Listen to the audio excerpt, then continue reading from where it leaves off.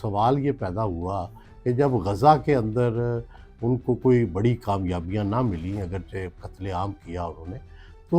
وہ اس سارے net work کو وہ جان گئے کہ جب تک حزب اللہ جو ہے اس سے لڑائی نہیں ہوتی، اور اس وقت تک حماس کا زور ٹوٹنا بھی مشکل ہے، کیونکہ یہ بھی آپس میں جڑے ہوئے تھے۔ تو چنانچہ انہوں نے ایک طرف غزہ پہ بمباری کی، دوسری طرف انہوں نے ایک بڑی لمبی پلاننگ کی، جو کہ ان کا یونٹ 2800 ہے، جو کہ انٹیلیجنس یونٹ ہے اور جو آرٹیفیشل انٹیلیجنس پہ کام کرتا ہے، اور جو جاسوسی نیٹ ورک ہے اس کو چلاتا ہے۔ تو انہوں نے، آپ نے وہ سب نے کہانی تو سنی ہوگی کہ انہوں نے پوری پیجرز کی ایک نئی کمپنی بنائی ہنگری کے اندر، اور اس کمپنی کو بنا کے کھڑا کر کے جو پیجر بناتی تھی اس کا کانٹریکٹ جو ہے وہ حزب اللہ کو دلوایا، اور پھر اس میں جو وہ بم رکھے گئے جو ایک خاص سگنل پہ پھٹتے تھے، اور وہ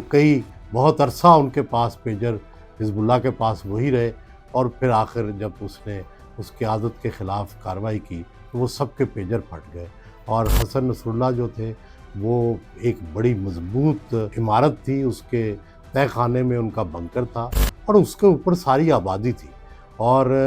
اس لیے اس کو بڑا محفوظ سمجھا جاتا تھا، کیونکہ